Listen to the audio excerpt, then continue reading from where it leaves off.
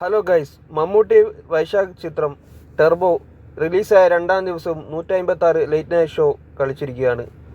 ചിത്രത്തിൻ്റെ ആദ്യ ദിന കളക്ഷൻ പുറത്തു വന്നപ്പോൾ 17 ആണ് ഒന്നാം ദിന ചിത്രത്തിൻ്റെ വേൾഡ് വൈഡ് കളക്ഷൻ. അതായത് 2024 ഏറ്റവും ടോപ്പ്. മറികടന്നിരിക്കുന്നത് ആടുജീവിതത്തെയാണ്. കൂടാതെ സൗദി അറേബ്യയിലെ ഏറ്റവും വലിയ വിജയമായി, അതായത് ഓപ്പണിംഗ് ചിത്രമായി ടെർബോ മാറിയിരിക്കുകയാണ്. ഇത് ഒരു റെക്കോർഡാണ്. ആദ്യ ദിനത്തിൽ വേൾഡ് വൈഡായി 17.3 CR നേടിയ ടെർബോ ആടുജീവിതത്തെ 16.05 നേടിയ ആടുജീവിതത്തെയാണ് മറികടന്നത്. കൂടാതെ മൂന്നാം സ്ഥാനത്തുള്ളത് മലൈക്കോട്ടെ വാലിബനാണ്. എന്നാൽ GCCയിൽ ഒന്നാം ദിനത്തേക്കാൾ എത്രയോ ദൂരമാണ് രണ്ടാം ദിവസത്തെ കളക്ഷൻ എന്നാണ് റിപ്പോർട്ടുകൾ വന്നുകൊണ്ടിരിക്കുന്നത്.